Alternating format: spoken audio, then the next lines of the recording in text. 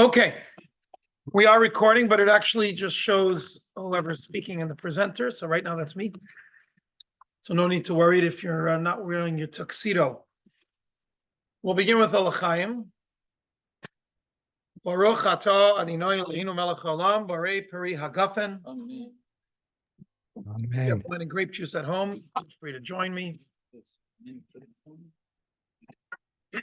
Someone, Natan brought that. It might be a little sweet. You're welcome to try it. It's good. It's a nice bottle. There's grape juice, there's wine, there's water, there's tea. Okay. So we're live. Tonight is class number 4 out of a series of 6 in the Advice for Life series. In a moment, we'll share a PowerPoint. You'll see the technical name of tonight's class, which is Healthy at Heart. By the way, they say drinking some wine, of course, unless you can have alcohol, is good for your heart, especially red wine, which I happen to be drinking white wine. Discover a surprising and effective approach to overcoming anxiety and cultivating emotional health. See how sidestepping emotional distress to focus on life's meaningful tasks empowers enduring well-being. Now, kind of the subcategory here gave away the gist of the class, but let's preface it with this. Last week, we spoke about health. That was the wholesome health. And we focused, it was supposed to be an hour and a half. It went to almost 2 hours. Tonight is a shorter class. Hopefully we'll keep within the hour and a half. Not because the subject doesn't deserve more time, but because it's focusing on one aspect of emotional and mental well-being. So it's kind of 2 parts. Last week was more just in general dealing with health issues and a proper approach. And tonight it's very different. And I will say that this may resonate with some of you, with some, especially those who maybe have emotional challenges. You may find this very different than what you've seen or read in self-help books or heard in psychology classes and so on and so forth. But it is from a Torah's approach, and it's important to hear different ideas. So try to open your mind, and obviously we can debate, we can discuss, but just be ready to hear something very different than what's usually taught or presented, especially in today's day and age with a rise in mental health challenges. Now, on that note, I want to begin with, it's not in the books yet, but I want to tell you about a fellow whose name was, give me a moment here, Alexander Ben Nun. He was an educator, and he had a center for troubled youth in Israel in the early days of the modern state of Israel in the 50s. And he became very well known because there was a lot of troubled youth. They were children following the Holocaust, extreme amounts of trauma, both those that came from Eastern Europe and World War II and the Holocaust, and those that came from Sephardic countries where it's not discussed much in the media, but over 800,000 Jews were banished from their homeland, some of whom were there for generations and generations. So there was a lot of Syria and Iran and Iraq and the list goes on and on and on. Algeria, Afghanistan, where there were Jewish communities for some places over 1,000 years or more. And so there was a lot of trauma, and he dealt with the youth, the troubled youth, new country, a lot of changes and so on. Eventually he got involved with Chabad, and he began to direct Chabad institutions because of his expertise. And he had a wonderful correspondence with the Rebbe. And one of them whereas he told the Rebbe, I'd like to present to you what I put together as 10 fundamental principles in education.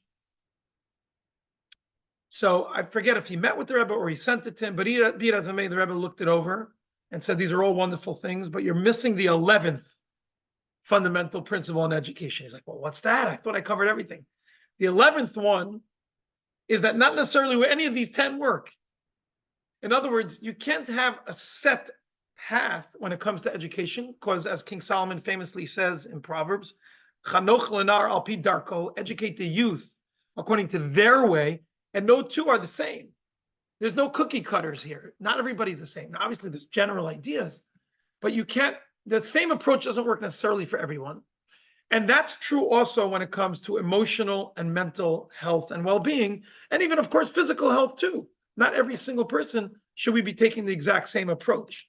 Nevertheless, there is a general idea, a general theme, a recurring theme from the Rebbe in response. Both, you'll see tonight some videos, some interviews with people, some videos with the Rebbe himself, and some, as we've done in the past classes, correspondence and teachings from the Rebbe, where you see a certain recurring theme about how to deal with stress, how to deal with melancholy, sadness, depression, emotional challenges, which of course everybody has to some extent, some more than others.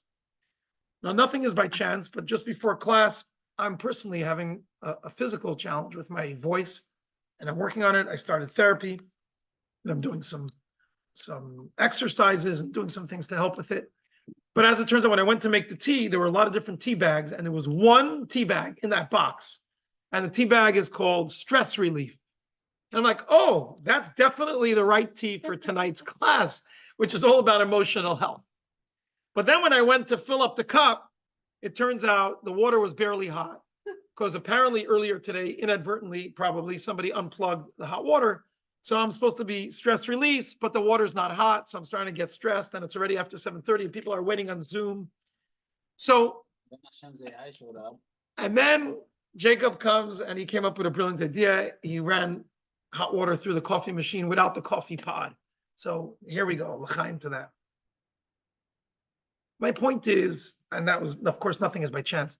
In one form or another, even those who have a good life, like I do, thank God, health, beautiful family, wonderful career, beautiful community, I really can't complain. I have a roof over my head. I have wine in my glass, l'chaim. But nevertheless, it's natural and normal to have some stress and some emotional challenges. And of course, there are certain times more than others.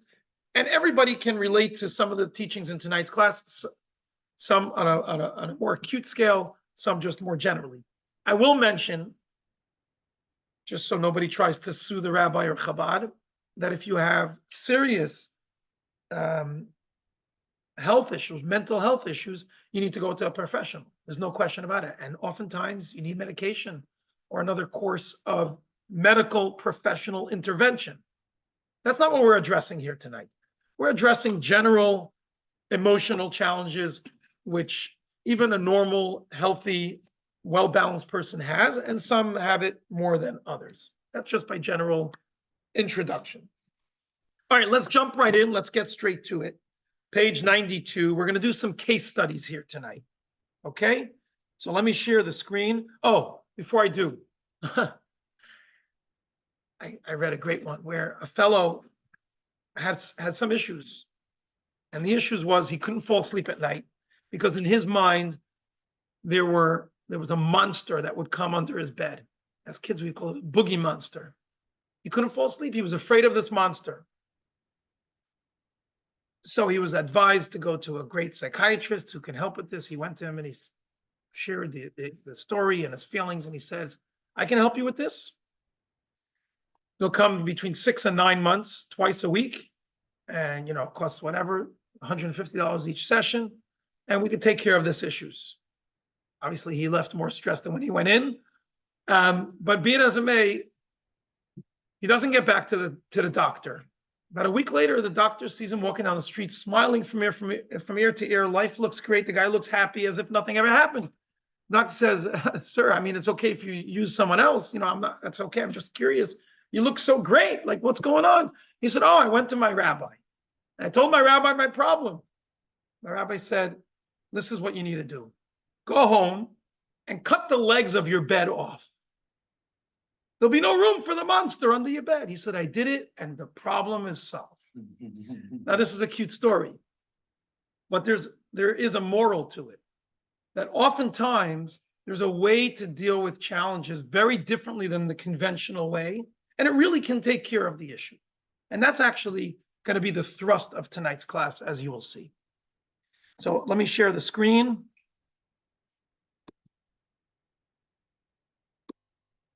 Okay.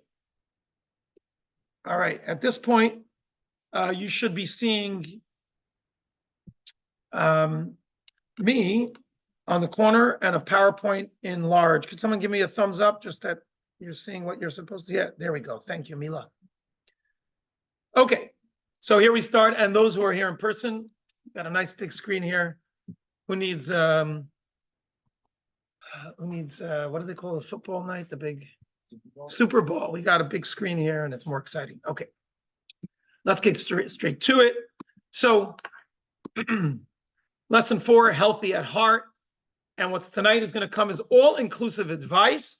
The Rebbe's guidance follows a recurring angle that also applies to emotional wellness. Again, as I mentioned, not every person and every situation is exactly the same, but a general guideline that we can take some lesson from, and it's something to think about, is what we're going to be presenting tonight. So the common theme is that if fixating on an issue is a way to understand it, let's do a deep emotional work. Let's do therapy. Let's get very involved in what the challenge is and find out where the trauma is coming from and what's going on. And a word of caution, I'm not knocking that. There is a time and place and so on and so forth, but we're talking exclusive to go that route, and to overemphasize that route has some serious shortcomings, as we're going to explore tonight. What we're going to explore is the Rebbe's novel approach. And of all the classes in these 6-week series, I think this one is the most unique in that it's unconventional, okay? The novel approach is moving the mind away from bothersome thoughts and towards productive activities can actually be more helpful than let's really flesh out the issue and get deep into it and dig deeper, which was generally Freud's idea. There's a lot of science that backs this up. I studied some psychology. There's just like the whole CBT and stuff like that. They all focus on what you can do as opposed to understand. Yeah. Good. When we say novel approach, we're not saying that no one else or nothing else. Of course. In fact, I'll jump to it at the end of tonight's class. We're going to speak about Viktor Frankl, who had his approach correlated, man's search of meaning, correlated with the Rebbe's very much, and you'll actually hear about relationship between him and the Rebbe. Let's begin with a case study. Page 92.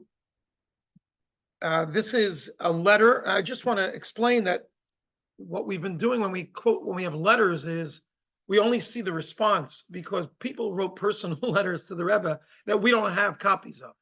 But what we do have is they made copies of all the responses. If it was private, they would, before being published, they would blur out the names and so on. But nevertheless, you can sort of pick up on what the question is based on the responses. So here the Rebbe is writing to somebody, and this is actually an English letter, with regard to the thought which you expressed in your letter, which again, we don't know exactly what it is, but we could surmise. I believe I have already written to you before that there are many problems and states of mind which are best dealt with by dismissing them from the mind completely, at any rate for a period of time. In Hebrew, the term for this, and you're going to hear it a few times tonight, is hesech hadat. Hesech hadat means put your mind somewhere else, distract yourself. Now, we're not necessarily saying if there's an issue that has to be worked out forever, but right now you're getting depressed and this is bogging you down. At this time, it's not good for you to be thinking about this issue. It is then possible to return to those problems with a fresh mind and in a more objective state, so as to elevate the problems in their true perspective and reality, and it is then easier to find the proper solution. In fact, the Rebbe concludes, in the vast majority of such cases, the individual himself can decide how long this period of dismissal from attention should be, judging by the degree of objectivity which he can attain as time goes on. So in this first case study, we have somebody who was having bothersome thoughts, things that were troubling them, and the Rebbe is saying, don't obsess over it. And the underlying idea behind this is that we are inherently good and we have a godly soul inside of us. So let's go back to that.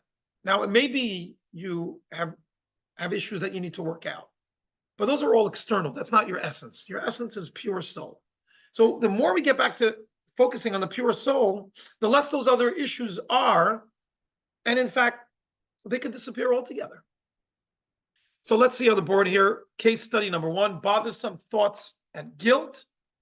The Rebbe basically says, in order to shut off undesirable thoughts, engage the mind in unrelated areas. Now, the reason guilt is being mentioned, perhaps it was mentioned, that was the issue in that letter, we don't know.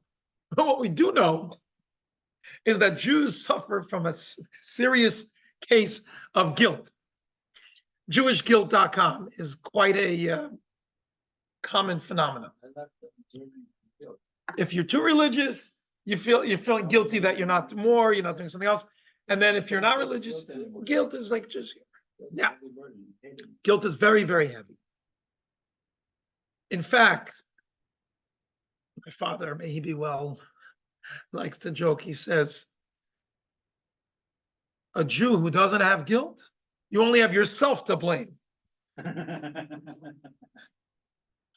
If you're not guilty, if you're not feeling guilty, you're feeling guilty that you're not feeling guilty. That's a Jew. But this is common. You know, I could be a better parent. I could be a better sibling. I could be a better spouse. I could be a better at my work. I could be a better friend.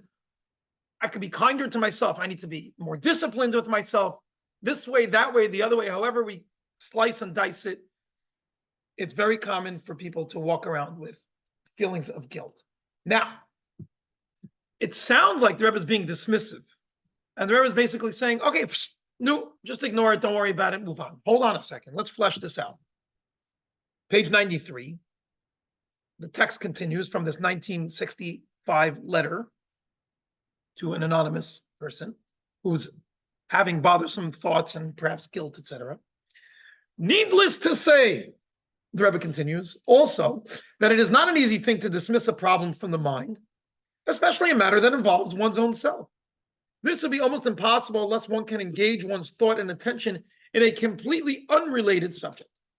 For man's thinking process is constantly in a state of flux and has a tendency, consciously or subconsciously, to revert to the subject matter which one wishes to dismiss from the mind. I'll just give you an example. If right now at this class I tell everybody, I have homework for you. When you go home tonight and you're laying in bed and you're trying to fall asleep, do not think about whatever you think about. You can think about anything in the world. Do not think about pink elephants. How'd you guess? It's okay. There's a famous study with this. There's a term for it. I forget the term right now. There's a term for it. I can look it up. It's in the notes here on the teacher's guide. Do not think about pink elephants. It's going to be so difficult to lay in bed tonight and not think about pink elephants because you know you're not supposed to think about that. So therefore, the Rebbe says, therefore, when resolving to dismiss the matter from one's mind, it is necessary immediately to find some other subject unrelated to the first in which to engage one's attention. By the way, this is also presented in Tanya with regards to prayer. That when you're trying to pray and you're meant to have kavana, mindfulness and focus on God and the prayers, but there's all kinds of alien thoughts that are coming into the head. So what should you do? You should not think about the alien thoughts and now they're bothering me, but focus more on the prayer. One of the practical suggestions the Rebbe gave was to look at the words. When you look at the words, because you know you might know the prayers by heart, or sometimes you close your eyes. When you look at the words, it guides your mind once again back to the subject matter because you're reading the words. Also, they're holy words, etc. Another element that helps is the point. Same idea. Perfect. The point. Another level. Well said. Yeah. A lot of these are ideas of how people with ADD, dyslexia. But here's the point. It doesn't help to talk about how I have this issue and I'm distracted. No, just forget about that. Another point, which is also almost universally true, is that it is not easy for the person involved to find the proper subject in which to engage one's mind. But here it is possible to receive help from friends who would know you and your psychological makeup. Undoubtedly, you have such friends within reach. In other words, other people can help guide you. It could be professionals. It could be just people who love you and care for you to help you channel, your thoughts in the proper way. So let's see the next text here on the screen. The continuation of this case study number 1. We're going to have a few regarding past regrets. So, number 1, Judaism believes in tshuva and second chances. So even if it's possible you did mess up, we're not discounting the past. We're not saying, oh, sweep it under the rug and make believe it never happened. But what we're saying is, we actually had it in this last week's Torah portion. The Jewish people messed up royally. They sinned against God. Not even 40 days after getting the Torah, they went and created the golden calf and worshipped it. After God said, you shall not have any other, gods and molten images, and I'm the only, etc. And Moses came down with a set of tablets and smashed it. We all know the story. But then, subsequent to that, there was a process of reconciliation, of teshuvah, of repentance. And then they were given a second set of tablets. Now, what happened with that first set? They were smashed. They were kept in the ark, in the temple, in the Holy of Holies, together with the second new set, as a reminder of the past mess-ups. We're not meant to just completely forget about it. But more importantly, we had the second set, and we emphasize the second set. There's a time and place for everything, okay? So generally, we have a second set, and next slide here, one's actual behavior must change for the better. Let's focus on what are we going to do. Did you mess up? Do you have reason to have guilt? Did you say the wrong thing? Did you not live up to your expectations or other people's expectations? Sure, perhaps. But thinking about it and dwelling in that is just literally digging your grave deeper. Instead, let's talk about how we can get out. I heard on that note a cute idea where there were two people that were thrown into a pit.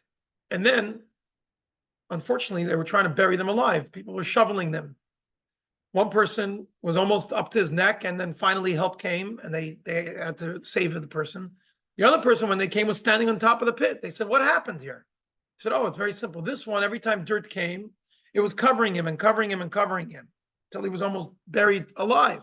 The other person said, every time they threw dirt in, I said, oh, if I jump on top of that, I'm a little bit closer to the top. So they threw more dirt, he jumped up. He threw more dirt, jumped up. So by the time, as they were shoveling, he was getting closer to the top of the pit because he looked at the negative that was coming his way as an opportunity to go higher. So these same two people were being buried, but one dealt with it in a completely different way. So the Rebbe essentially saying is, let's focus on our behavior. Let's focus on our future. And don't brood over the past. Again, not necessarily saying to forget about it and make believe it never happened, but rather don't put your time and energy into that. Instead, invest energy in present life. This is case study number 1. And now we're going to watch a video, which is going to emphasize this idea more with a beautiful story. Let me set up the Zoom here for the video. I got to click a couple of buttons. And okay, and here we are.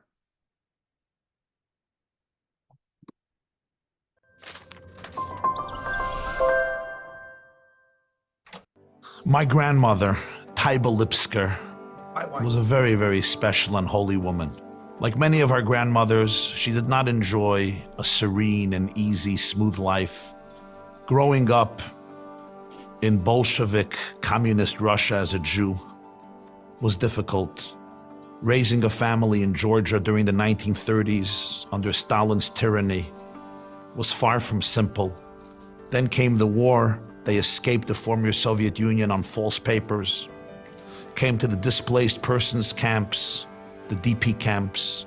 Again, life was anything but serene, raising a large family, sometimes in one-bedroom flat. My grandparents made it in 1947 to the United States of America. They settled on a farm in New Jersey. That too didn't turn out so successful, and they relocated to Brooklyn, New York. My grandparents raised 9 beautiful, amazing children and a 10th orphan. Making a livelihood proved very complicated, and the upheavals of her life took their toll on her. She suffered from anxiety, from depression, from melancholy. And one day my grandmother consulted the Lubavitcher Rebbe what to do about her internal psychological and emotional state.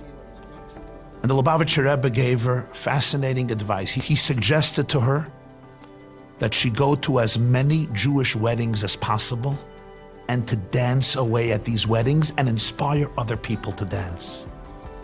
As it happens to be, my grandmother was an exceptionally skilled dancer.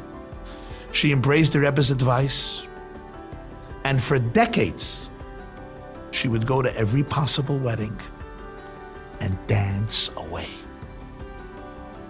Family, friends, relatives, community members, and sometimes complete strangers. Everybody knew Mrs. Lipsker is here. She is the life of the wedding and the life of the party. This was not part of her nature. This was quite contrary to her nature, but she did it, and she did it with every fiber of her being. She lived in Crown Heights in Brooklyn. There were many Bali Tshuva, young women and men who returned to Judaism, and they had small families attending the wedding, or sometimes no families. And my grandmother would come in, and she brought so much joy and vigor and stamina and inspiration to the wedding. She would dance away sometimes for hours with the bride and with the mothers and with the siblings and with the families and with the relatives. And indeed, the joy that she brought to hundreds and thousands of people over long decades, it came back to her. It gave her so much joy and strength and fortitude and resilience and inspiration. Besides the fact, exercising a few times a week for a few hours a night, dancing with all your might is also very effective for anxiety.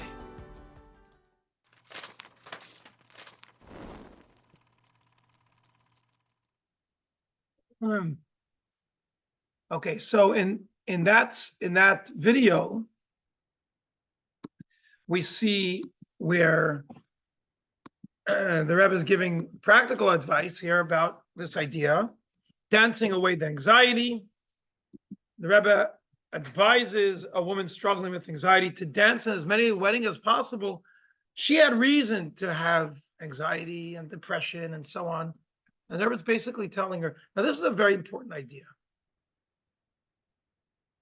The best thing we can do for ourselves is stop thinking about ourselves. And if you want to quote me on that, you're certainly welcome to. I don't know if I made up the quote. It's not my original idea, but it's a real thing. My wife and I are, thank God, blessed with many children. We don't have it easy. I don't mean in a suffering way, just in a responsibility and time way.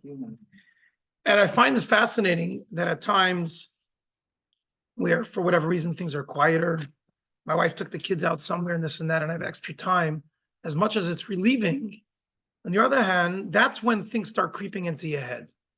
And that's when life starts becoming more challenging because you have more empty time. Now, I'm not saying everybody needs to have 10 kids and be busy with kids all day, obviously, especially later in life. That's not my point. My point is we need to stay active and busy with doing things, not just for ourselves. Sure, do you need R&R? Do you need times where you need to get a rest? You need to, you get a massage, go out for a jog, do things for your health, and of course, to relax, music, have a glass of wine, whatever the case may be, read a book, get lost in a book, fine, of course. But for your life to be centered around yourself, you're not going to be happy. It's just reality. At minimum, have a relationship, a spouse if you can, if you're lucky enough, good friends, even better, people who need you. We're going to get up to that soon. I'm not sure if there's the text of it or just the stories behind it, where the Rebbe advised people like to go to the hospital and visit people that are sick and bring them joy, and then you'll feel better about yourself, because that's human nature. And God said it right from the get-go, right in Genesis, right after the creation of mankind. It's not good for man to be alone. If you think about it, not just in the context of a marriage, but in general, a human cannot live alone. Again, I quote, a human cannot, not I quote, but I say as a fact, a human cannot live alone. Anybody who thinks that he can be self-sufficient is fooling themselves. Let's talk about an obvious case, a child. A child cannot live alone. They don't have the wherewithal, especially when they're very young, for food, for shelter, for clothes. They can't. They need parents. They need adults, if not parents. They need an orphanage. They need people to help them and take care of them. And as you grow up, you need education, you need attention, you need love, you need guidance, you need direction. And then what happens when we become adults? Oh, yeah, now I can live alone. Really? How are you going to eat? Oh, I have enough money. But what are you going to do with your money? How's your money? Oh, you're going to grow everything yourself? Go right ahead. Are you able to grow everything yourself? And if you do grow everything yourself, Do you have the ability to do everything that's needed in order to make that into food, edible food, and so on and so forth? We all need each other in one form or another. There's a network of humanity. The more we appreciate that and the more we give into that, the more we get out of that. The more we sit around and have this, pardon me, but verstunkene, that's a Yiddish word for like a very lousy attitude, which is becoming more and more in the youth. Verstunkene, that means like a smelly, rotten attitude of what's in it for me attitude, the sadder you're going to be. And it comes as no surprise that a lot of these teachings are going to be from the 50s, 60s, 70s, 1980s. I mean, because the Rebbe physically passed in 1994 after suffering a massive stroke in 92. So there isn't much direct teachings and guidance from the Rebbe, from the 90s onwards. But obviously, these issues have only become more prevalent. And people are more sad and more depressed and more anxiety and mental health and emotional challenges are on the rise. And perhaps a lot of that has to do with the more people are self-centered and the less people are other-oriented, the more other-oriented we are. And that also ties into the distraction. Like the Rebbe told this woman, go to weddings and make brides happy. Go dance at weddings. Not just for yourself to be happy, not to dance in a dance hall for yourself, but to dance to bring joy to others. I want to go back for one moment to text 1C. I apologize. Somebody on Zoom unmuted, which is perfectly fine if you have a question or a comment. Otherwise, please hit Zoom, and it's a little bit harder for me to navigate to. I gotta exit. Yeah, I don't mean to be rude. I really love all of you, but we hear the background. Okay, so let me hit mute all again. Okay, once again, I'm just muting everybody back there just so that we can all hear each other well, including the recording. But if you have a question, thought, or comment, you're absolutely able to jump in. Okay, so again, the Rebbe advises this woman to simply dance away her anxiety. That's her best way to deal with it. But again, I want to back up for a moment because text 1C was the conclusion of the previous thought, where we're talking about not reflecting on the past, but focusing more on current and future, and to move your mind away. So let's see how the Rebbe words this. Page 94. Generally, there is the teaching of our sages that, quote, nothing stands in the way of teshuvah, of repentance for the past and commitment for the future. Here too, the principle enunciated above may be applied, namely, that although it is necessary to end the transgression immediately, we're talking about somebody that was complaining, they were lamenting the fact that they're sinning, whether it's a sin of commission or omission, it is also often necessary to end immediately any self-recrimination or brooding in regard to the sins of the past. I spoke about this on Yom Kippur a few years ago, this theme where we emphasize that Yom Kippur is about forgiving each other. Do you forgive me for anything I said wrong or hurt your feelings, etc.? But there's another element to it. We have to forgive ourselves. We have to believe that if we've done everything and we're remorseful and regretful, and we make resolutions to be better, then God accepts our repentance, and we have to now forgive ourselves because He forgives us. And that's harder than forgiving someone else. One of the obvious reasons for this is that brooding over past failures is bound to be depressing and discouraging, and would undermine one's confidence in the future, even one's confidence in the efficacy of teshuvah, of repentance. Thank you. Therefore, it is advisable to dismiss such thoughts for the time being and leave them for more repetitious times, which, depending on your situation, may never come. May God grant that you should have good news to report in regard to all of the above. That's case study number 1. And then we did a video about where you see Rabbi Y.Y. Jacobson, a famous teacher and orator, recounts that the Rebbe advised his grandmother, who suffered from anxiety, to go to weddings and bring joy to the brides. The next case study is also going to be a video, and you're going to see an interaction that the Rebbe has with an individual who spent a lot of time in jail, in prison. Now, we tend to think, oh, somebody was in prison, they're bad. Well, they say, what's the difference between those in jail and those out of jail? The ones who are in jail were caught. There's no shortage of people doing things illegal immoral or criminal, etc., that are running around on the loose, and perhaps they're a lot worse than the people that are sitting behind bars. So the fact of the matter is that for whatever reason, they're meant to be there. When the Rebbe started in the 1980s, a branch of Chabad outreach called the Aleph Institute that's dedicated to Jews behind bars. They also then added another part to it, which is for Jewish service members, men and women who serve in the military. And it's based in Florida with Rabbi Lipsker. They do amazing work. And I personally have gone on missions for them at the Ventura County Jail numerous times, both in Ventura at the main jail and in Todd Road in Santa Paula at the county jail, as well as I've been to state jails and down in San Pedro and other places as a clergy member, and the bringing hope and letting these people know that they're not just low lives. Maybe they made a mistake. Maybe they did something wrong, even if they say they're not guilty. But the fact is, you're there. And certainly, if they say they are guilty and they did something wrong. But once they get out, and even while they're there, they should utilize their time. They have a setup that they should study Torah, they should have classes, and they should be able to have prayers and tefillin and mitzvos and so on.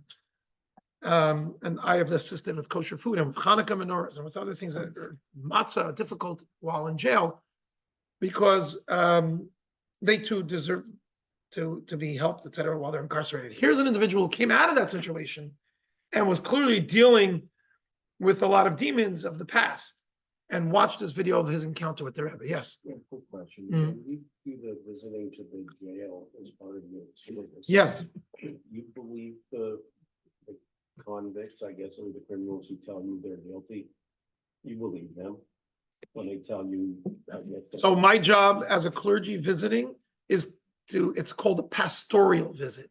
It's to give them encouragement, to give them spiritual, religious counsel. I'm assuming We are actually not meant to discuss their case with them.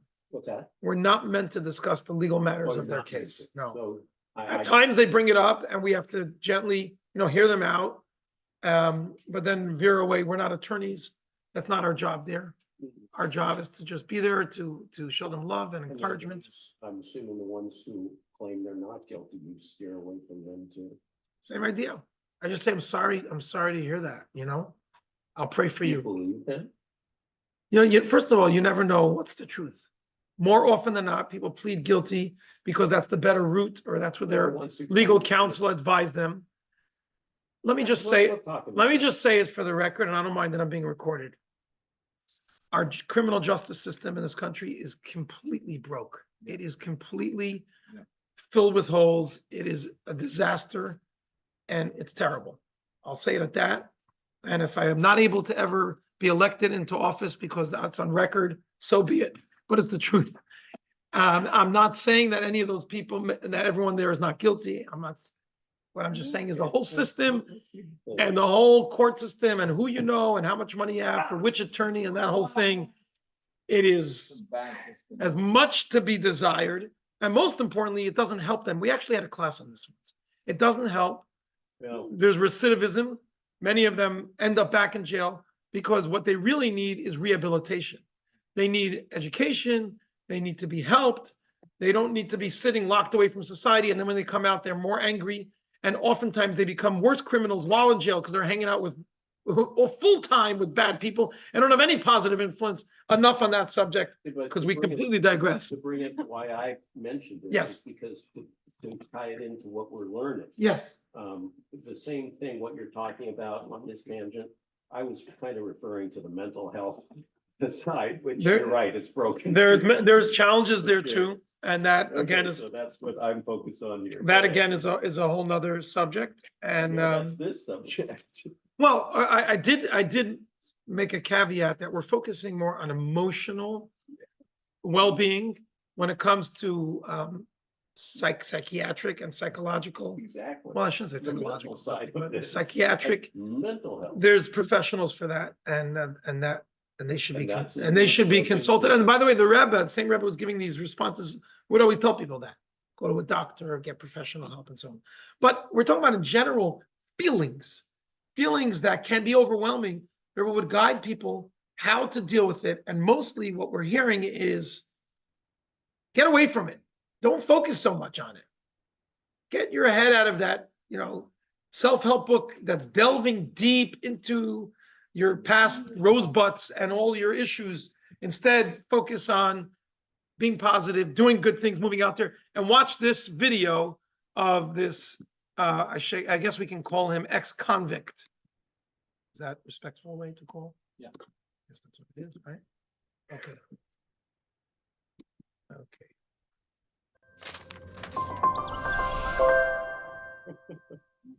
I was in prison, and this As you can tell, they blurred for privacy.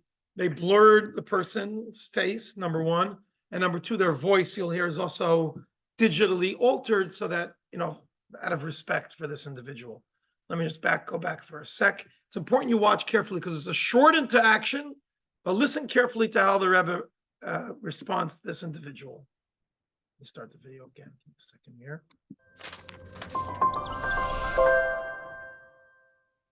I was in prison, and this rabbi here, and also the feeling of you helped me get through it. And I want to thank you. God Almighty will soon forget about all this past. I don't forget. You know what Passover is? Yes. Yeah. If the Jews have forgotten about Mitzrayim, it is time for you to forget about your prison also.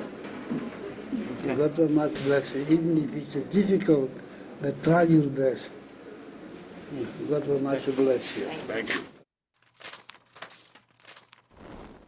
So even with that digitized voice, I don't know about you, I detected emotion in his voice there. And what the Rebbe is saying, let's analyze that for a moment here. What the Rebbe is saying in this case study number 3, self-redemption, the Rebbe advised a former prison inmate to disengage from the past in order to heal from it. The Rebbe brings the analogy of the Jews in Egypt. Now, mind you, we mention the Exodus from Egypt every single day. It's a biblical commandment to remember it every day, and we have holidays, Passover, and we have Sukkot and mitzvahs like tefillin and mezuzah and all kinds of things, Shabbos, all kinds of things are to mind. But we're not dwelling on the pain and suffering of Egypt. What do we do when we remember Egypt? We thank God that he took us out so that we can get the Torah and go to the promised land and serve him. So in other words, it was a very short interaction. The Rebbe is not telling him, go to these alternate healing places. I don't even know what they are and what kind of stuff, where they could make believe it never happened to you. Like, take it out of your brain. The Rebbe is saying, when he's saying forget about it, he doesn't mean that if someone says, did you ever spend time in prison? You can say, oh no, never, I don't even know what you're talking about. No, yes. But that's not what defines you. That's the point. We don't walk around as Jews and say we were slaves to Pharaoh in Egypt. And that's a quote from the night of the Seder, where we do say it, because that's the night that we focus on it. And even then, what's the emphasis of the Seder? Freedom, redemption. And now we're free. So let's drink the 4 cups of wine. We sing praise to God. We eat the matzah, etc.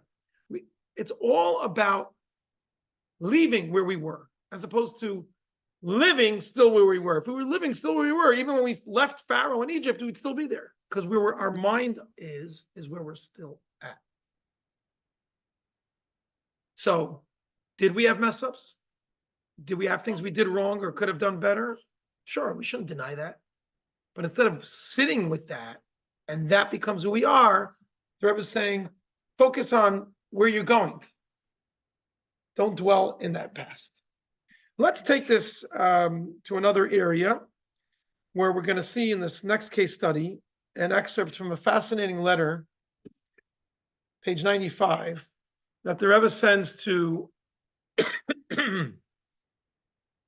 a mother who was having a daughter that was going through a very hard time. And again, we don't have the letter of the mother, but we have the response, so we can sort of fill in the blanks. The Rebbe writes, and the name of this idea, a letter from 1960s called The Jealous Sister. For those on Zoom, if you have your book, it's page 95. Please join along. The reason for your younger daughter's condition are not at all complicated. Again, we don't know what she wrote, but apparently she was saying that one of her daughters has major issues. In California, we call it issues. And the causes seem to lie in the fact that your daughter is subconsciously jealous of her older sister. Obviously, the Rebbe didn't pull this out of a hat, but it's based on how she wrote. And such a feeling manifests itself by a desire not to be interested in those activities where the person is unable to compete successfully.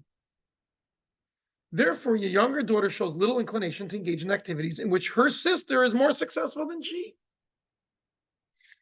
However, since such is the attitude of jealousy, creating a subconscious feeling of guilt, referring to the younger sister, one is prone to compensate for it by an outward show of attachment. That is why she flies to the defense of her sister if anyone should say anything disparaging against her. So essentially, the Rebbe is basically making a few points here. Let's look at the screen. The Rebbe advises finding areas in which she could excel on her own because there's a reason that she's behaving this way. But more importantly, the Rebbe is saying it's not as complicated as you're making it. Don't panic. I wish they had it, but there was a clip I once saw of the Rebbe interacting with a couple where they say, Rebbe, we are asking you for advice about our son.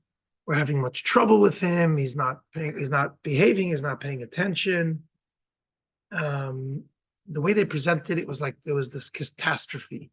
And the Rebbe asks one or two questions, hears them out, and the Rebbe says, how old is he? One of them says, I think it was like 7 years old or 7 or 8 years old. And you see the Rebbe like relax. And the Rebbe said, in my estimation, you shouldn't make a big deal out of it. It's a child. Children behave that way sometimes. Now, we're not saying don't deal with it, but the Rebbe sensed from the parents that they were blowing it up into this huge, major, massive issue as if, oh my God, our son has, a brain tumor, inoperable, and the doctors lost hope. The Rebbe said he's a child and he's going through a hard time. Don't overdo it. We're not saying you should ignore things.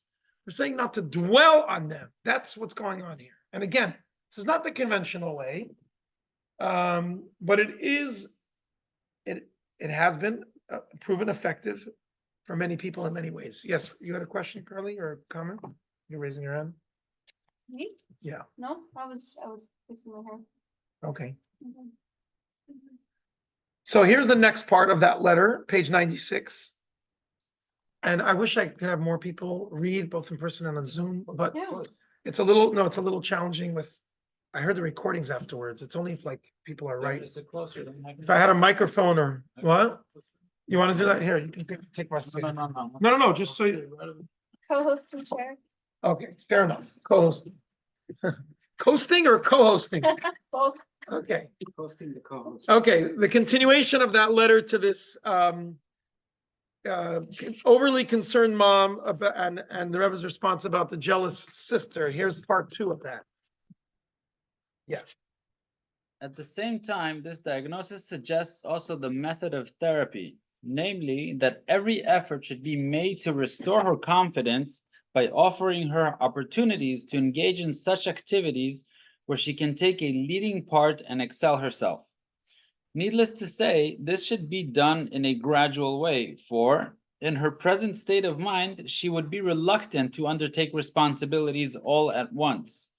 But surely, both at school and in other cultural circles, there are opportunities for her to develop her artistic and other talents. It would be psychologically beneficial to her if the activities would be of a kind in which her sister does not participate. The choice of such activities is fairly wide, and they could be cultural, charitable, or youth work among Jewish youth and the like. Thank you. So as I already put the screen a little too early on the board, Rebbe advises finding areas in which she could excel on her own, and that was his advice for this younger daughter.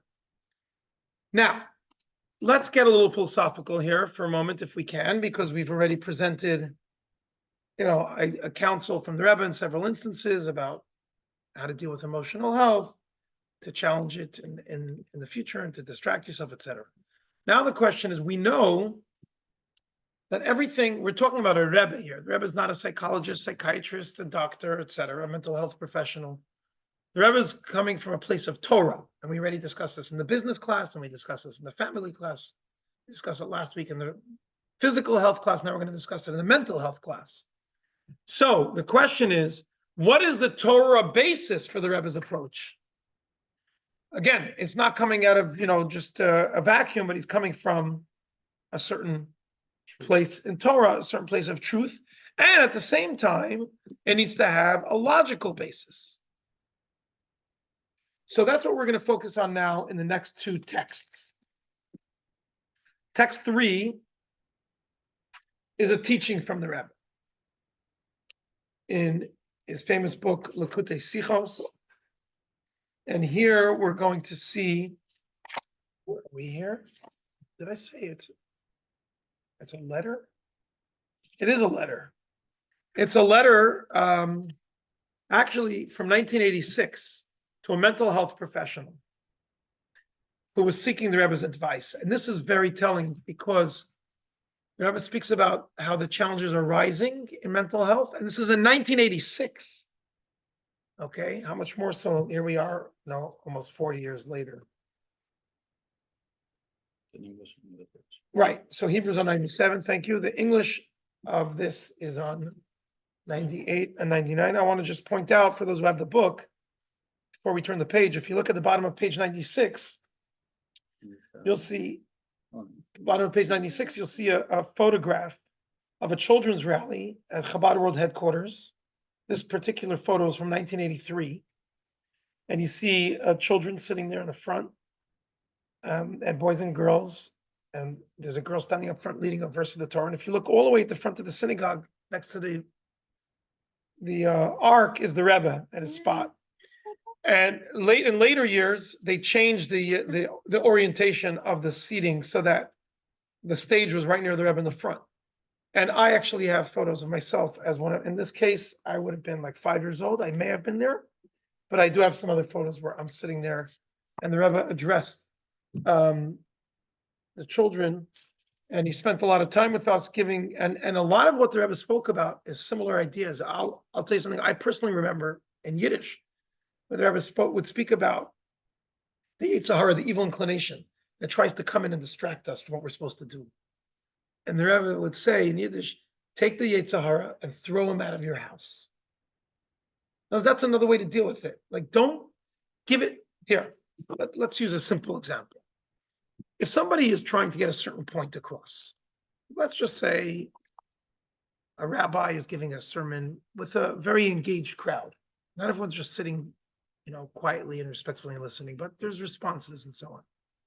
And then somebody tries to just stir the pot and tries to bring something in that's not helpful to the conversation, but it's going to, it's controversial, and it's like it can throw the presenter off guard. There's two approaches to it. One, which many unfortunately fall into, is to engage. You start answering. Now, what you've done at that point, the moment you've answered, is you made that antagonist into an existence that you want to contend with. You follow what I'm saying? Now, at times that's fine, that's appropriate if it's a debate. But if that's not what the plan was, and this person is throwing you off guard, like politicians are trained with this. So they have a certain point they want to get across. And a journalist, for example, might throw a curveball, especially if they're politically from a different persuasion, and they're trying to trap you. And if they're really trained and so on, and they're professional, they won't take the bait. And instead, they'll either not respond, or they'll go back to a talking point of what they want to bring across. And at that point, that antagonist has no existence. They just lost their credibility. They're not humiliated. They're not part of the conversation. On the other hand, if you take the bait and you engage, now you've elevated them and their argument, and now people might be persuaded to that idea because maybe they present it better, and now you have to argue back, and so on and so forth. You fell into the trap. The same is with our evil inclination. The same is with these feelings of guilt and sadness and depression and things that make us lethargic, that slow us down, these are all coming from not the side of holiness and not the side of productivity. And our best way to deal with it is to not deal with it. Say, get the bleep out of here. I'm not interested in you. Now, again, if somebody has a chemical imbalance, they need professional intervention by all means. I'm talking about general feelings that can come over us. Okay, so again, what is the Torah's a basis for this approach of the Rebbe, and what is the logical basis? You're doing good. You want to do one more? Yeah. Page 98. It is difficult to offer counsel from afar, as the conditions of the country, the family, and so on have a direct bearing on the situation. Those who observe a situation from close proximity are better and more expertly equipped to arrive at an effective treatment. However, since you have already written to me and everything is by divine providence, I wish to emphasize something that I have witnessed in the majority of similar cases. A decisive and extremely effective method, which, to my amusement, is not used, at least not as much as it should be used, is Hesach Hadat, which means guiding the patient to entirely remove their mind from actively dwelling on the problematic issue at hand.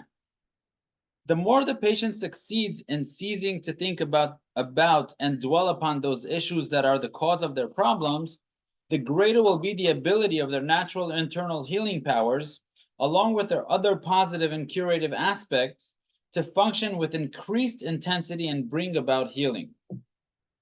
The above may be accomplished through arranging that these individuals are preoccupied with activities that lead to personal fulfillment, such as doing someone else a favor, something that in any case is acceptable to all, and therefore should not be difficult to convince them to do. This is particularly so nowadays when instability is so prevalent and individual needs are so numerous. It is relatively simple to find a way for those individuals to help others with activities that are consonant with the need and nature of the locale and of the individual who requires healing. Beautiful. So what we see here, what's emerging here, is this idea. I mean, it's not to overhash this idea, but here we're getting more to this philosophical idea behind it. That since a person inherently has health, has emotional health, has goodness, and we believe that godliness inside of mankind, and there's an inherent divine properness, if you will. So therefore, it's a matter of bringing that out, and by not focusing on the negativity, but rather focusing on positive behavior and otherness, etc. Those are oftentimes good ways to do that. So again, we're bringing the Torah's idea here, which is that we have inherently good inside of us, and let's try to get to that. Let's see the screen here for a second. Faith in life's healing power. Divine inner health, says the Rebbe, lies at the core of every human being, and engaging the mind in a healthy place brings back that to the forefront. So the point here is that we're not creating something new. Oh my gosh, you have all of these issues. Let's try to create a new reality to take you away from it. First of all, don't dwell on it. That's number one. Number two, it's not about creating a new existence out of thin air, but rather we actually have in the core of us healthy inner health. You may have had a difficult childhood, a bad experience with the relationship, trauma from this, from that, the other things, no question. We're not discounting that. But we're saying if you go back to the core, I mean, biologically, every child is born pure and innocent. No child is guilty. No child is bad. No child is evil. But then nature, nurture, etc., things, right? But at the core, we're good. We're pure. So let's get back to that. It is who you are. And if we engage the mind in a healthy place, it actually brings to the forefront what we already have inside of us.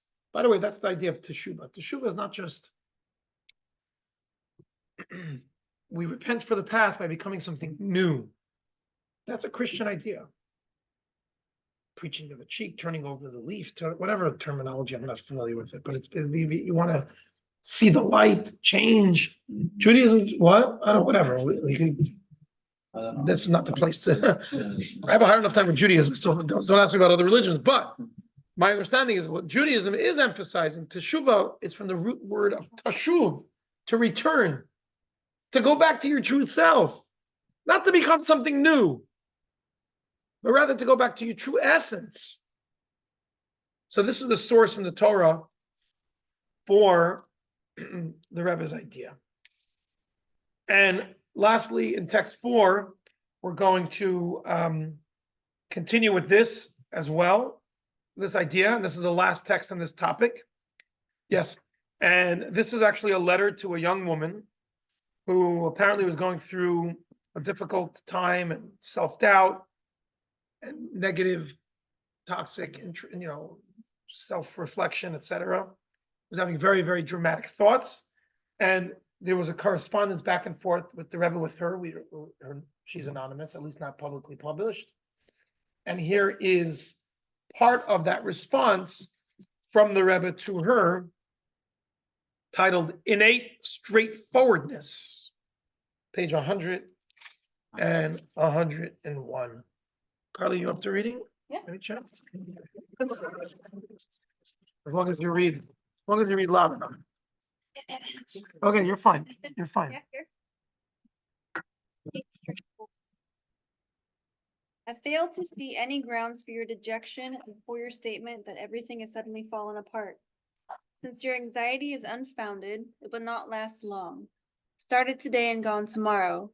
That is, provided you do not actively invite morose thoughts that run contrary to human nature and the dictates of our Torah of life, which requires from each of us to serve God specifically with joy. In truth, this service is possible and necessary at each moment of mortal life. You surely recognize, backed also with personal experience, the verily observable reality that if it is sometimes difficult to battle a certain mood, the best advice is to distract your attention from the mood, not by fighting it, but by focusing your thoughts elsewhere. The general motto for this approach is God made humans straightforward, but they sought many complications. Since the complications come from they, therefore they have the ability to nullify them easily. Just to emphasize for those who are not following the text, if you don't have the book on Zoom, what Carly is reading, that part of the letter is a quote from Ecclesiastes. God made humans straightforward, but they sought many complications. So what the Rebbe is doing here is pointing out that there are complications, but the complications come from they. So therefore, just as much as the complications come from they also have the ability to nullify them. Of course, we're referring here to God. No, to the people. To the people that caused Yeah, those who cause it are the source of it. Are the ones who can easily know. I'm sorry. God made the human straightforward, but they who made the complications can also undo it. Thank you. Go ahead. I will conclude. I will conclude with my advice, since you sought my counsel. Completely divert your mind from all introspective, self-examining thoughts. Proceed with confidence along your life's path, since God's providence accompanies each of us at each step of our lives, not only regarding matters what we consider highly important, but in every detail of our lives. Beautiful. Okay. So if you've been part of tonight's lesson and Zoom and so on, you've heard this recurring theme in various ways, with the mother, with the daughters, with the guy who was in prison, with the woman who was depressed and anxiety from World War II, and the Rebbe advised her elderly woman to go dance at weddings. And then you heard it to a mental health professional. And we're going to actually conclude with that. This is with a video on that. And this is an interview with Professor Feuerstein. He had over a 50-year career in mental health, and you're going to hear how he had what he called his most difficult case and how the Rebbe guided him. Let me just tell you a little bit about this fellow and then you'll watch the video. He was a renowned Romanian-born Israeli clinical developmental and cognitive psychologist. Feuerstein was the founder and director of the International Center for the Enhancement of Learning Potential in Jerusalem. His theories have been implemented in both clinical and classroom settings internationally in dozens of countries. And over the years, the Rebbe referred many patients to his care. This also emphasizes what I mentioned earlier, that the Rebbe was not opposed to psychological intervention when needed. What we've been discussing up until now is where somebody doesn't need psychological intervention, they need encouragement and they need a mind shift, a paradigm shift, which is what we've been discussing. Somebody that's generally healthy, mentally healthy, but has anxiety and has challenges, which to a large extent we all do at sometimes more, sometimes less, depending on what's going on in our life. And that's the advice we've been hearing. So let's watch this video. And that's pretty much most of what we're sharing tonight. And then we'll conclude with analyzing Viktor Frankl, very famous psychiatrist, and how his theories align with a lot of what we are presenting from the Rebbe. Rebbe studied at college.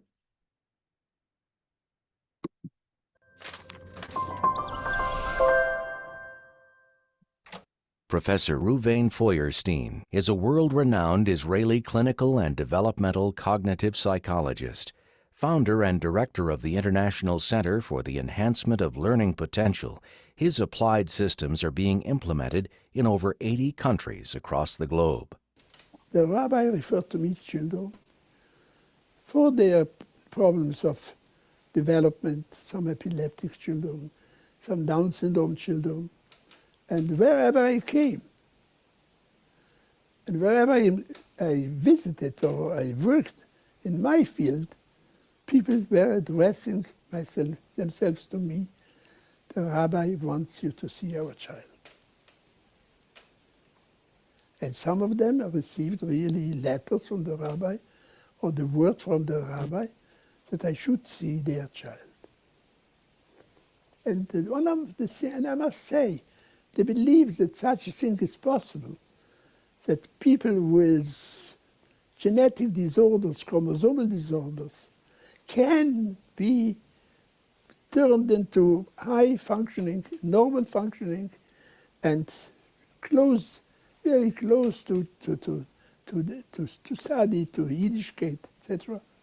I heard it very much from the rabbi. It was a daring thing, because at this time, people didn't believe it's possible. One particular case, which I cannot disclose, and therefore it came from a country in Europe.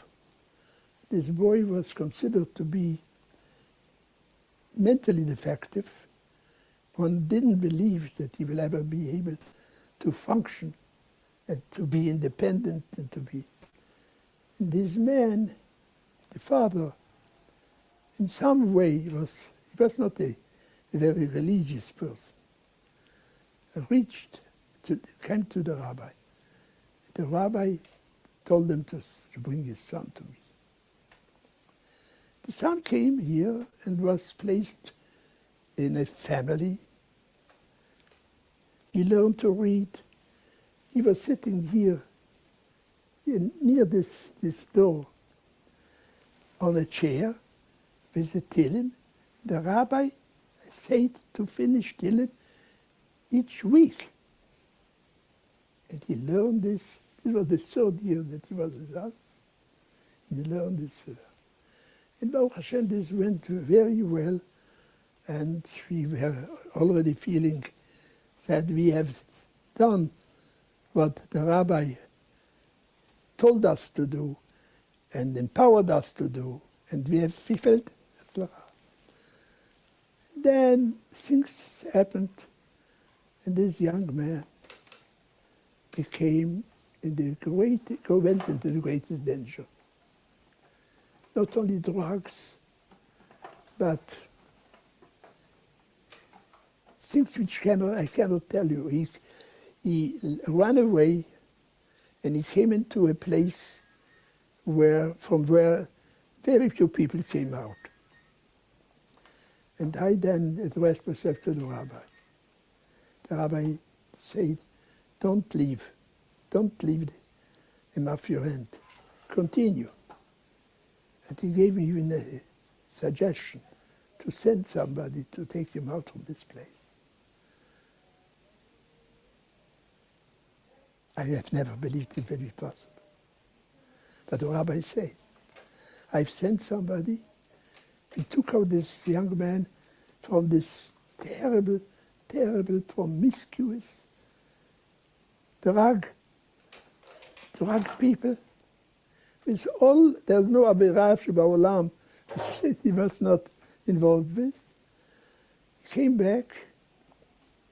I want you to know, he is now the father of 4 children. Many of them, 2 of them, learning in yeshiva. And they are the only children of this family, only grandchildren of this family, which the grandparents can be proud of. I as a psychologist, and one says a good psychologist, could never believe that with my own knowledge and my own psychology, I would have ever been able to do it. Usually, in such cases, we raise our hands, nothing to do. Not with the rabbi. I must tell you something. Psychology, as it is taught, is very limited. Our understanding of the other is very much affected and related to our understanding of ourselves. In the way the rabbi understood the condition of the individual, in the way he claimed and suggested and felt empowered to say, yes, do it, there was a very different way of seeing the human being. Not as a just reflection of yourself, but as something which comes be'era dilela.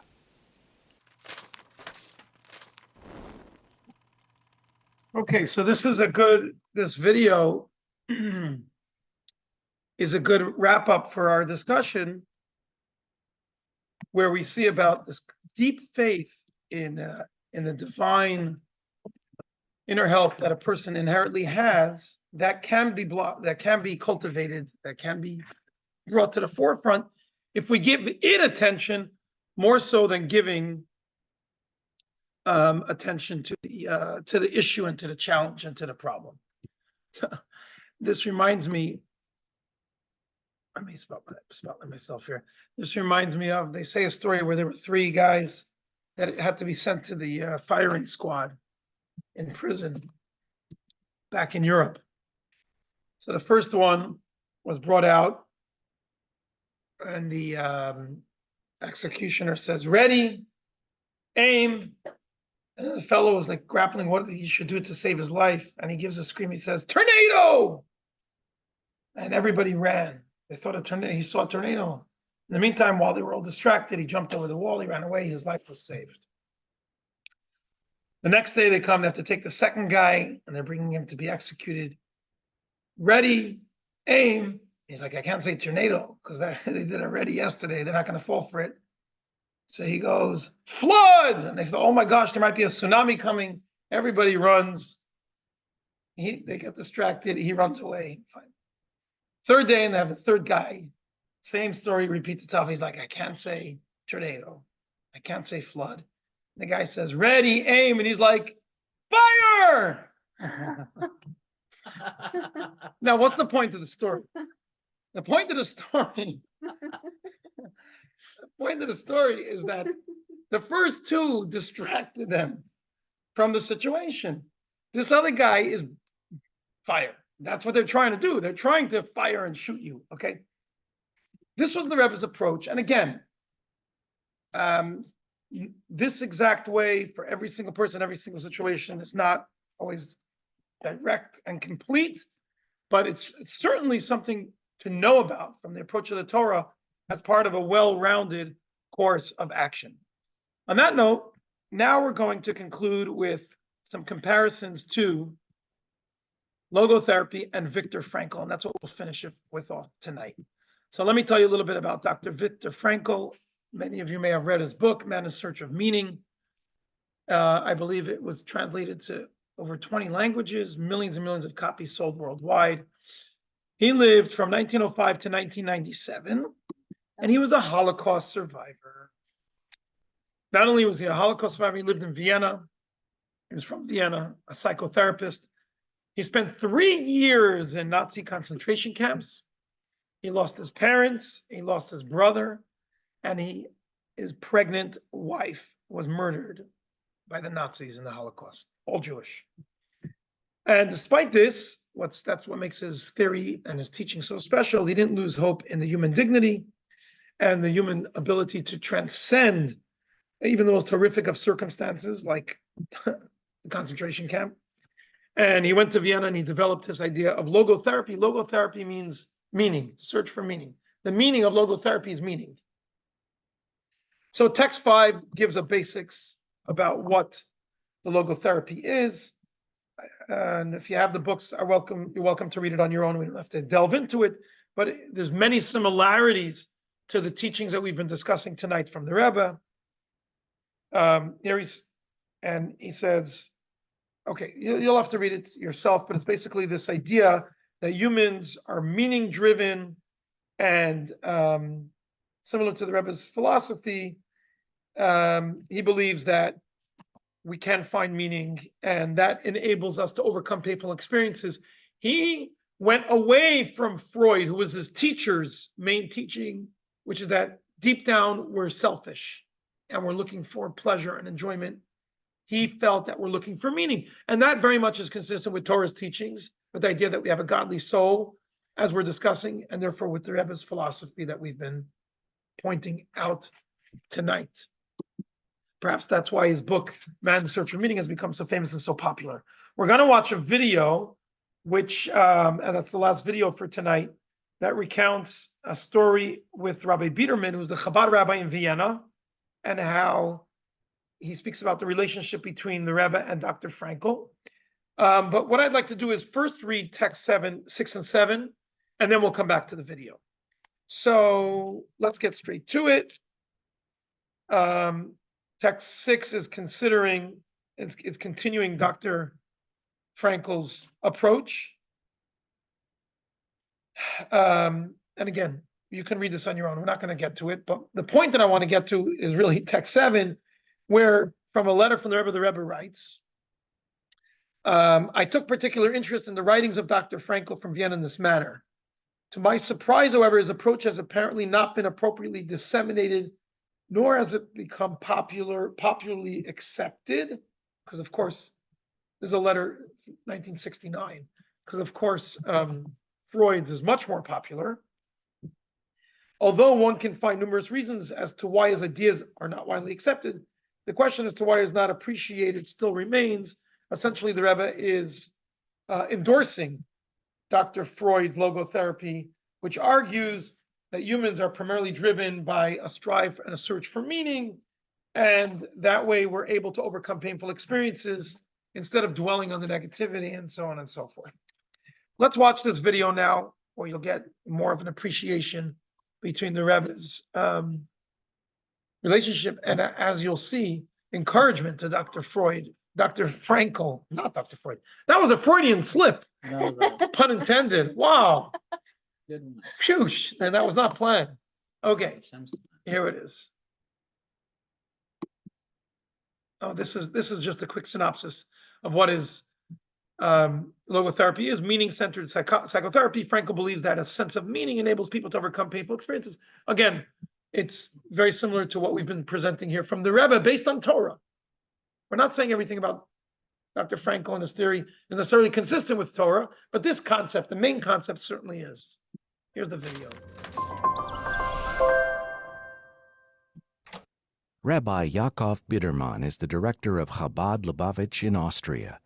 Shortly after he arrived in Vienna in 1981, he began to receive annual contributions from Dr. Viktor Frankl, the pioneering psychiatrist and founder of logotherapy. התעלומה הזו, שפרופסור פרנקל מצא לנכון לתרום דווקא לחב"ד, לארגון דתי, לארגון שעוסק בהפצת היהדות, למרות שהוא עצמו בשום צורה לא הזדהה כאדם ששייך, נפטרה לנו הרבה שנים אחר כך, רק בשנת תשנ"ה. איש ביטחון מודיע לי שישנה אישה מבוגרת שמעוניינת לפגוש אותי, ואני אמרתי לו שיכניס אותה. והיא התחילה במילים האלו, היא אמרה לי, קוראים לי מרגרטה חייס. אם אתה חושב שאתם השלוחים הראשונים של הרבי לאוסטריה, יש לי בשבילך הפתעה. אני הייתי השליחה הראשונה של הרבי לאוסטריה.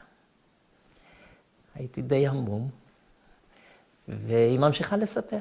היא קיבלה הזמנה לפגישה ביחידות עם הרבי. ובאותה הזדמנות אני סיפרתי לרבי שמפעם לפעם אני חוזרת לאוסטריה. ובסיום אותו מפגש, באותה יחידות, הרבי ביקש ממנה שבפעם הבאה שהיא נוסעת לאוסטריה, הוא היה רוצה שהיא תיצור קשר עם המזכירות של הרבי. הוא רוצה לבקש ממנה שתמלא משימה מסוימת. היא אומרת, רק כמה חודשים אחר כך התכוננתי לחזור לאוסטריה. אמרו לי בשמו של הרבי שכשאני מגיעה לווינאי, שאני אצור קשר עם פרופסור ויקטור פרנקל,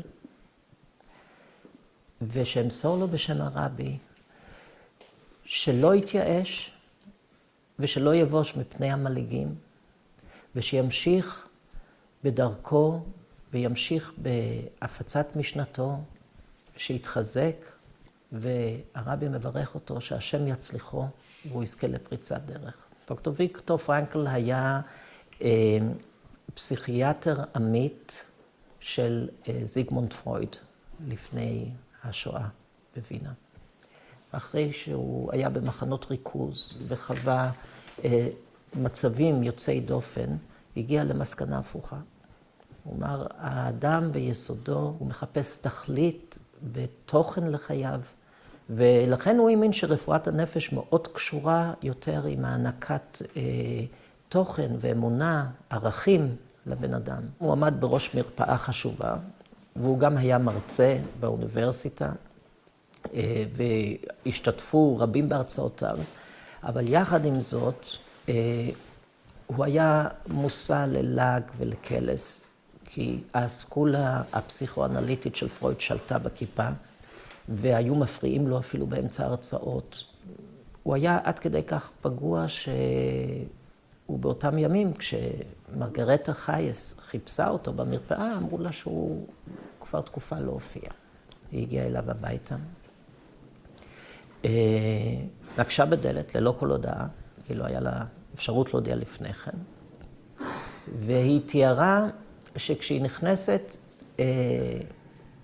לבית, כשהיא פותחת את הדלת, פותחת לה אישה שלא נראית יהודייה.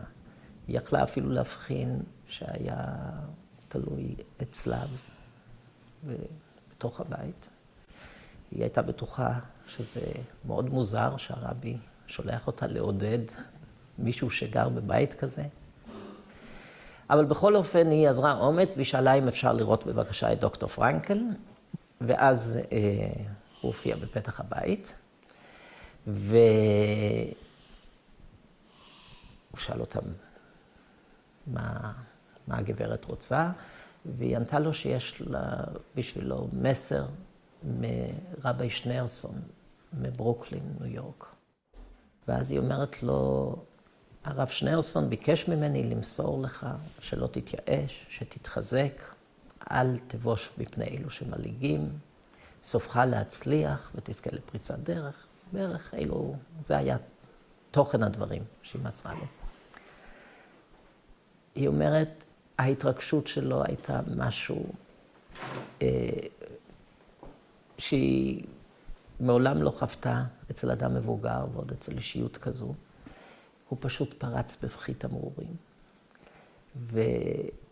אחר כך לקח לו זמן עד שהוא יכל לדבר, והוא הראה לניירות שהיו לו על השולחן. אלו היו ניירות תפסי הגירה לאוסטרליה. הוא היה כל כך מדוכא מהיחס אליו, שהוא החליט לעזוב את וינה. ועכשיו, כשהוא קיבל את המסר הזה ממנה, המסר שהרבי העביר אליו, הוא אמר לה, אני אתחזק. אני חוזר לעבודה ואני אמשיך. הוא התחיל בצורה מאוד בטוחה להטיף את משנתו. הספר שלו, האדם מחפש משמעות, Man's Search for Meaning, תורגם ליותר מ-12 שפות.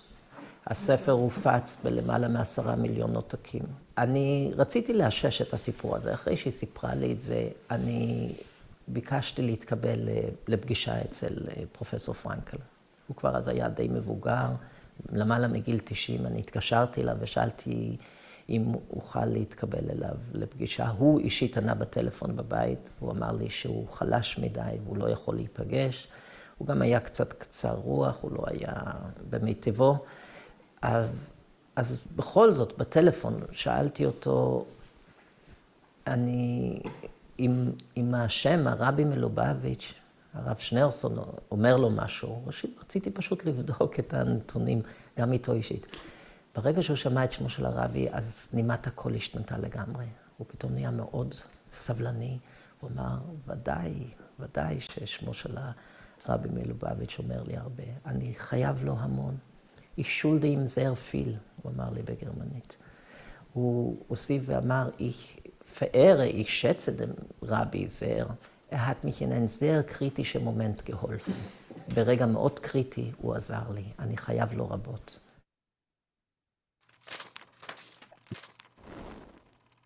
Now, it should be noted that this video and this interview with Rabbi Biederman, the Chabad rabbi in Vienna, only took place about 10 years ago. And prior to that, this was not really well known.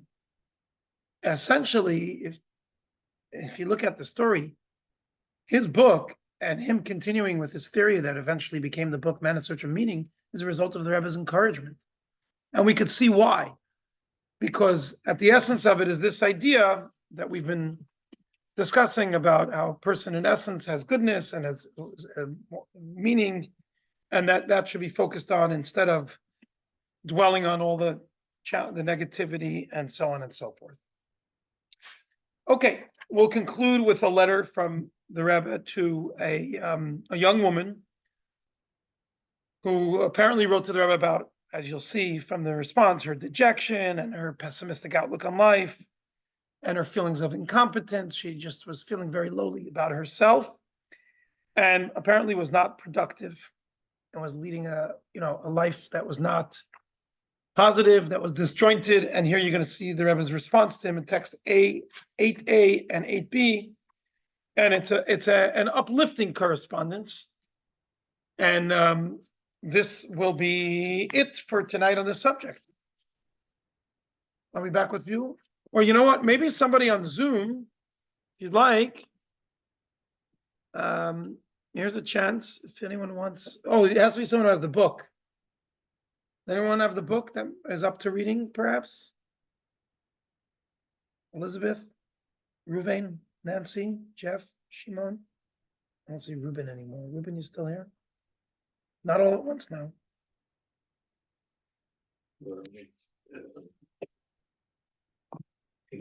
Okay. Yeah. You want to read? Go ahead. Let's see if I can bring this closer. I'm going to bring this closer so everybody can hear. There's a microphone in this way. Understandably, I do not agree at all with your foundations upon which you construct your perspective and conclusions. By this, I mean that I believe that they are not grounded in reality. Your current state of mind is only temporary, and the more effort you put in, the quicker it will change. For it is absolutely clear that you will have the power and also the talent to be of benefit, not only to yourself, but to others as well. It is only that, like all things in this world, it is necessary to reveal and develop this potential into reality, which almost always takes effort.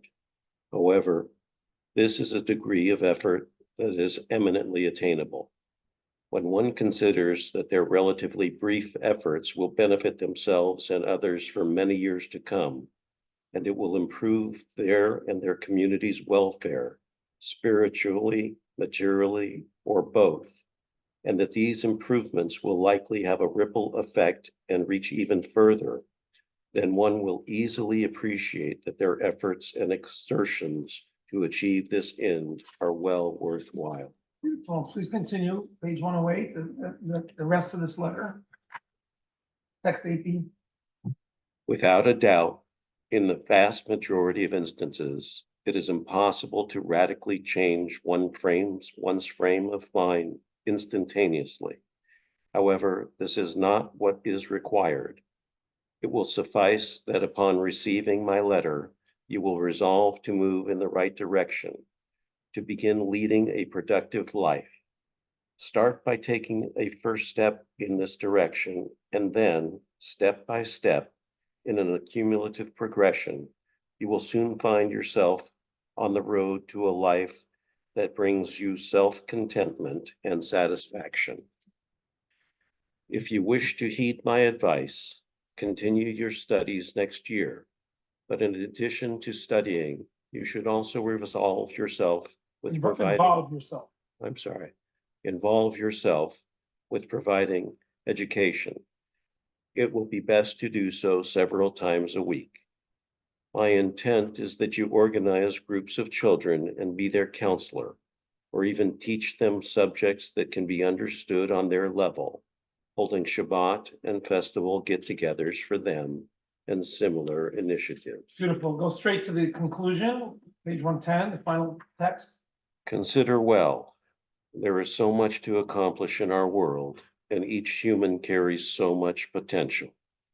Due to the vast amount of work that needs to be done, we cannot afford to give up even one capability or talent. It is therefore the mission of every single person to harness all the potentials and talents they possess to improve their part of the world. The beginning, like with everything, starts with learning the profession, acquiring the knowledge necessary in general, and especially the knowledge necessary for using the individual's unique talents. I hope that, after you contemplate the above a couple of times, you will immediately begin being active, and you will not be fazed by the effort that is required. You will then be able to soon witness the fruits of your labor. Beautiful. Thank you, Ken. That is a really, really uplifting correspondence. Let's do a quick recap of that on the screen. The Rebbe felt that she had a faulty assessment and her negative self-view was false and it was passing state. And what the Rebbe wrote to her is that each person's unique capabilities make them an important contributor to society. And so therefore she should find things that she's good at, stop putting herself down, essentially. She's divert her attention to finding meaning and purpose and do things that she's might be good at.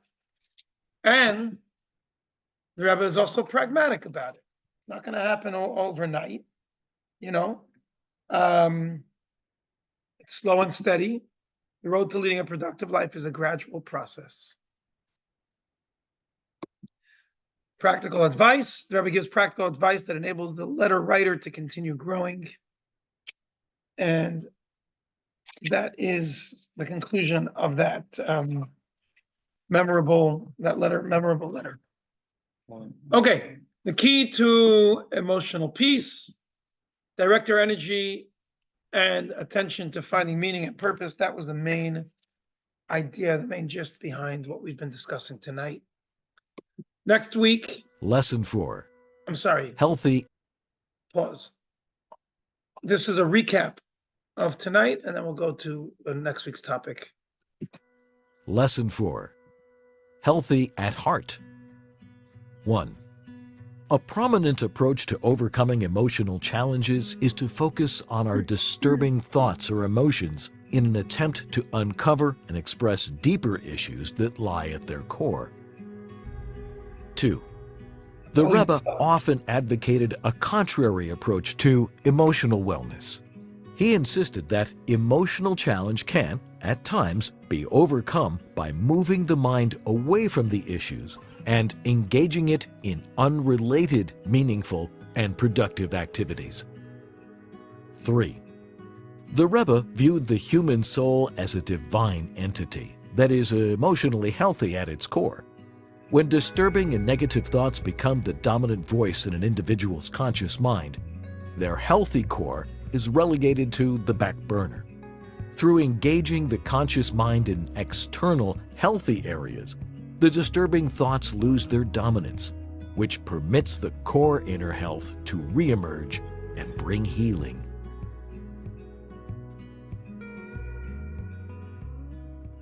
All right, next week, lesson 5, above adversity. See how the inner meaning of life's challenges can be the key to managing them.